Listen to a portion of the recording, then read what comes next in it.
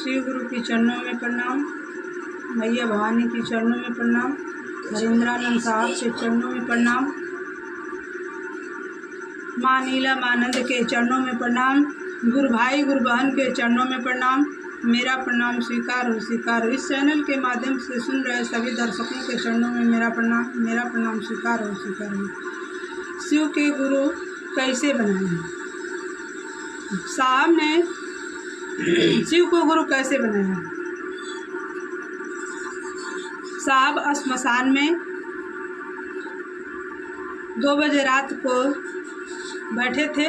उनके मन में एक ख्याल आया कि शिव को भगवान कहते हैं तो भगवान गुरु काहे नहीं है। और इसी विचार के आधार पर उन्होंने शिव को गुरु मान लिया। शिव को गुरु मानकर उन्होंने कस्में बनाई। उन्होंने कहा कि हे शिव गुरु, आज से हम आपको शिव गुरु मान लिए हैं। अब किसी और के द्वार पर नहीं भटकूंगा, अब किसी और को गुरु नहीं बनाऊंगा। दूसरी कसम उन्होंने बनाई कि आप शरीर में आइएगा। हे महादेव, आप जिस तरह से फोटो में दिखते हैं उस तरह से आइएगा सामने से और कहिएगा मैं ही शिव हूँ, मुझसे सीखो। तो मैं नहीं सीखूँगा, क्योंकि उन्होंने आदमी के रूप में, शिव गुरु के रूप में, आदमी के रूप में उन्होंने धोखा खाया था। इसलिए उन्होंने शिव को आदमी के रूप में स्वीकार नहीं किया। और तीसरे कसम उन्होंने बनाया कि जो मैं पहले का पूजा पाठ जितना भी किया हूँ वो आपकी बात नहीं करूँगा। और उन्होंने तत्क्षण छोड़ भी दिया। तो गुरु को गुरु बनाने के लिए, यानी शिव को गुरु बनाने के लिए उन्होंने कस्में खाई। क्या हम आप शिव को गुरु बनाने के लिए कस्में खाते हैं? नहीं। आज किसी और को गुरु बना लिया, कल किसी और को गुरु बना लिया, परसों किसी और को गुरु बना लिया, तो गुरु की दया कहाँ से होगी? पहले हम और आप अपने मन में दृढ़ संकल्प बनाएं, कसम खाएं कि शिव को गुरु मान लिया तो मान लिया। इस विचार पर खड़े रहें, इस विचार पर दृढ़ रहें। फिर उन्होंने शिव से जुड़ने के लिए 3 सूत्र बताए। पहले में दया मांगना कि हे शिव, आप मेरे गुरु हो, मुझ पर दया कर दीजिए, कि मेरा मन समझे कि आप मेरे गुरु हो। इस बात के लिए दया मांगना कि मेरा मन समझे कि शिव गुरु है।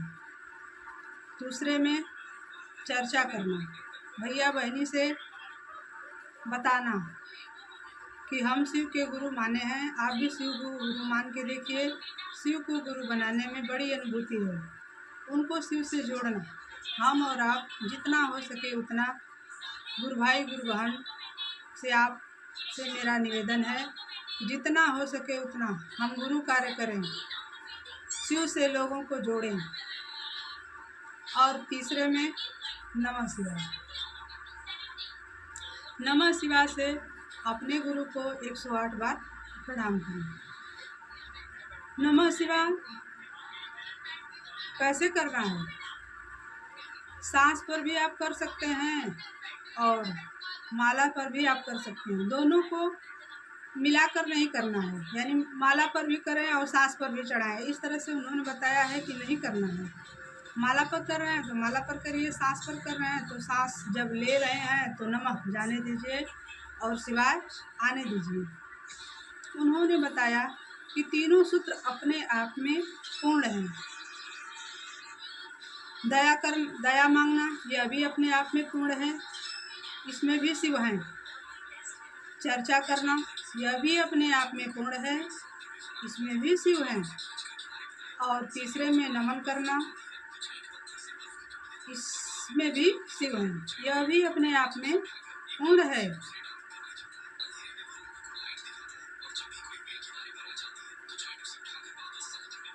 शिव चर्चा में हम जाते तो हैं, शिव चर्चा हम करते तो हैं, लेकिन अपने मान सम्मान, धन दौलत, वर्चस्व, इज्जत के लिए हम करते हैं। हम और आप ये क्यों भूल रहे हैं कि गुरु के साथ छल नहीं करना है। शिव चर्चा में कोई गुरु भाई, कोई गुरु बहन गुरु नहीं है शिव के अलावा। शिव ही हमारे गुरु हैं।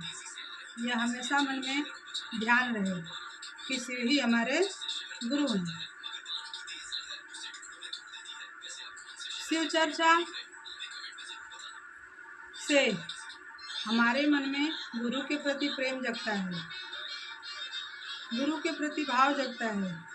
हम शिव चर्चा मन से करें, भाव से करें। साहब ने बताया है कि शिव चर्चा अपने सम्मान के लिए न करें, अपने वर्चस्व के लिए न करें। कम से कम गुरु को बेचकर जगत खरीदने का कार्य न करें। हाँ, जगत को बेचकर जगत की वस्तुएं खरीदिए। उन्होंने हमको आपको आदेश दिया है, संदेश दिया है कि हम लोगों तक 3 सूत्र के माध्यम से शिव चर्चा को पहुंचाएं, शिव गुरु से लोगों को जोड़ें। लेकिन हम आप अपने आप से ही जोड़ने लगते हैं। हम देखते हैं शिव चर्चा में बहुत सारी गुरु बहना लोग हैं, कहती हैं कि हमको न्योता नहीं भिजवाया, हमको बुलाया नहीं, तो हम क्यों जाएं। शिव चर्चा में गुरु की पूजा में न्योता क्यों भिजवाना है। अपनी गुरु की पूजा में न्योता भिजवाएंगे तो आप आएंगे। यही आपके मन में प्रेम है गुरु के प्रति। हम आप ऐसा न करें।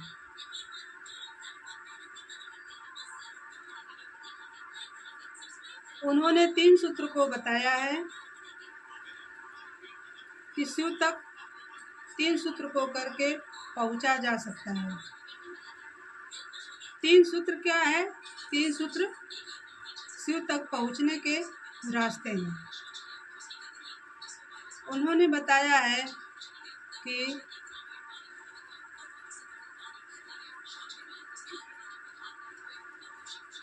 शिव चर्चा में नाच गाना करने से शिव चर्चा का उद्देश्य नहीं है। शिव चर्चा का मात्र एक उद्देश्य है, शिव से लोगों को जोड़ना, उनके मन में शिव के प्रति प्रेम जगाना।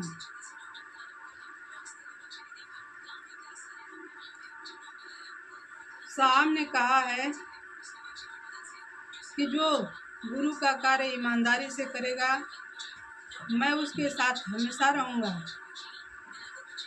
आज जो गुरु के साथ चीटिंगबाजी करेगा, चीटिंगखोरी करेगा, लोगों को ठगने का कार्य करेगा, छलने का कार्य करेगा, मरने के बाद मैं उसको बख्शूंगा नहीं।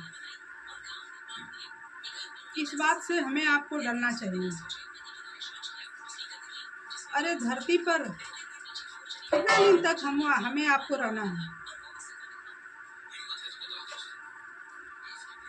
अपने परिवार के साथ रहते हुए शिव का कार्य ईमानदारी से करें।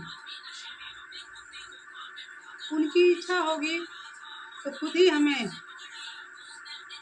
सब चीज़ से संपन्न कर देंगे। हमें कहने की बात नहीं, वो तो खुद ही जानते हैं, उनसे क्या मांगे हम। वो हमारे बारे में क्या नहीं जानते। वो तो अंतर्यामी हैं, देवों के देव महादेव हैं, गुरुओं के गुरु हैं। वो क्या नहीं जानते हैं। हम उनके सामने एक दुखड़ा लेकर चले जाते हैं। ये दुखड़ा वो हमारे जानते हैं। हम मन से उनको शिव गुरु बनाएं, मन से उनको माने, धीरे धीरे हमारे दुख दूर हो जाएंगे। जब हम जानते हैं कि शिव सबसे बड़ा गुरु है, तो हम उनके द्वारे पर क्यों जाते हैं। कभी काली माई को मान लिया, कभी दुर्गा जी को मान लिया, कभी शंकर भगवान को मान लिया। तो ये सब कब तक हम लोग करते रहेंगे? तो आप लोगों से हाथ जोड़कर मेरा निवेदन है कि आप लोग शिव को गुरु मानिए। शिव सबसे बड़ा गुरु है, इस दुनिया का सबसे बड़ा गुरु है, इस जगत का सबसे बड़ा गुरु है। उससे बड़ा इस जगत में कोई गुरु नहीं हुआ है, ना ही होगा। मेरे गुरु महादेव से दया मांगिए कि आप उनके शिष्य बन सकें। मेरे महादेव आप पर दया करेंगे, हम पर दया करेंगे। साहब ने यह भी बताया है, जब हम जानते हैं कि सबसे बड़ा गुरु शिव है तो हम इधर उधर क्यों भटकते हैं, किस लिए जाते हैं? और इस बात में ज़्यादा दिमाग लगाने की ज़रूरत नहीं है। शिव को दिल से समझिए, दिमाग से नहीं। दिल से समझेंगे तो रिजल्ट आएंगे।